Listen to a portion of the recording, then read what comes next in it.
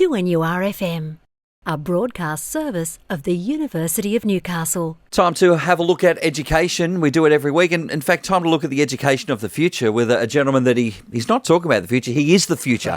John Fischetti, Professor John Fischetti. Good morning, sir. Hey, Mark. Good morning. Look, someone dressed like that, I think you are the future, mate. Right. And the past. And the past as well. They all blend into one. Look, this week we're talking about, again, the jobs that may or may not be there. And hopefully education institutions can get on board with that. But the new work order, can you explain to us what that is all about today? You know, Mark, we got a lot of parents who may have just dropped their kids off at school this morning, and they're wondering, are their kids doing stuff in school that's old school or new school? What combination's right for those kids and the best future that they might have? And that's where I think this Foundations for Young Australians report that came out last week actually gives us a really compelling glimpse into what we need to be doing more of in schools, and is aligned with a lot of things we've talked about over the last few months. Because there are some interesting stats about, hey, in the next few years we're going to be doing more of this at work and less of some of the things that do monopolise our time currently. Yeah, so this report, FYA, if you're looking for it online, you could go to the Foundation for Young Australians report. But for example, problem solving sounds like a vague term, but as they've done their mathematics on jobs that appear to be those that will be scaled up for the future, actually 6 hours more a week of problem solving into work. That's almost a full day's work on just problem solving, extra. About a day a week. And that's regardless of the discipline or the profession. That's in the aggregate. In judgment and critical thinking, like making tough decisions, that's another 4 hours. That could just be trying to get to Sydney on a day with the M1's backed up. You got to go, do I left or right? Do I trust the GPS or not? I saw the word judgment there and I thought, is that the kind of judging that I do on a daily basis? But it's a bit more serious. It's a little bit of that. A little sarcasm can't hurt.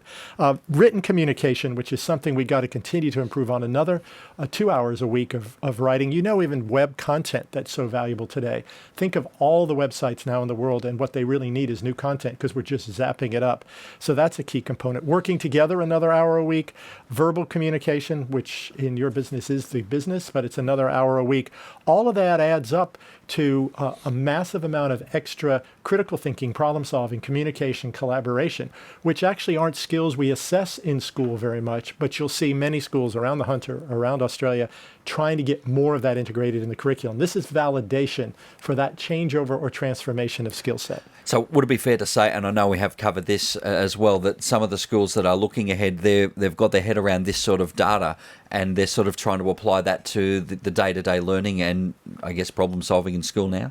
Yes, absolutely. And in fact, what it represents is in the work that young people will be doing in the near future, about 100% more time will be spent working together to solve problems than it is today. And many of the robotic skills that we do that are easily automated will continue to be. If we look at the telephone operator of 50 years ago who plugged wires into the wall, that became an operator which actually was more for politeness and problem solving.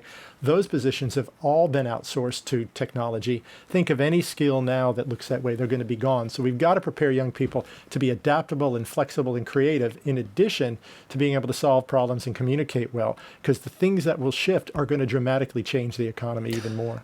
I think too, when these things happen, I mean, we sort of have the warning signs there. It's written on the wall, but when it happens so quickly, doesn't it? Yeah, and part of it is that I don't know that we've really thought about the number of hours per week we're in professional learning. Like, who taught you to download an app? It was probably self-taught. But there are some skills we have to learn on the job with our colleagues, with our employers.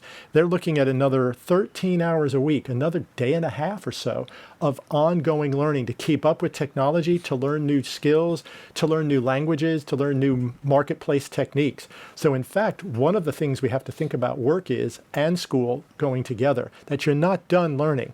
A skill is going to continue to evolve all the time. I think we can look at these numbers and these percentages, or an extra 2 hours here, an extra 3 hours there.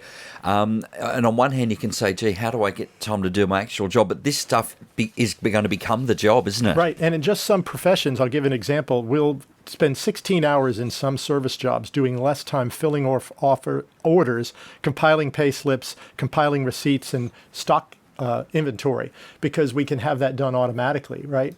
In Hangzhou, China, Jack Ma just opened a store which has nobody that works there. You go in with your app, you take the stuff off the shelf, it automatically deducts it from your account. Now, that's really good if you're interested in the way the future goes. It's really bad if you used to work in a store.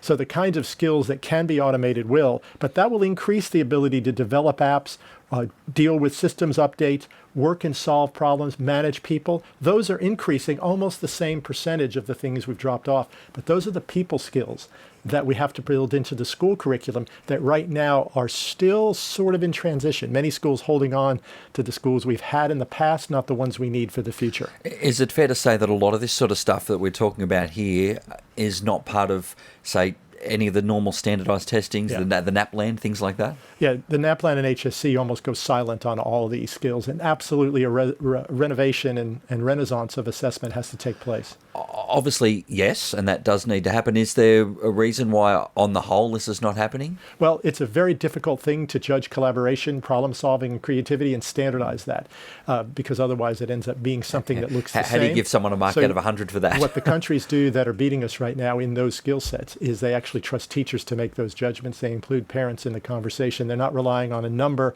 or guess C when you're stuck as the answer to determine knowledge. So we're going to have to trust teachers to be really compelling judges of kids' ability to be this kind of creative thinker. To be fair, though, that they usually are anyway. They are, and they're actually the best judge. Students' marks later on are actually the ones that are the best judges of a student's future, not a standardized test. So investing in teachers is probably the way forward. This may be the way forward, but again, by that suit that John's wearing at the moment, I'd say the future is now. Thanks, Mark. Thank you. Professor John Fischetti, the future is now.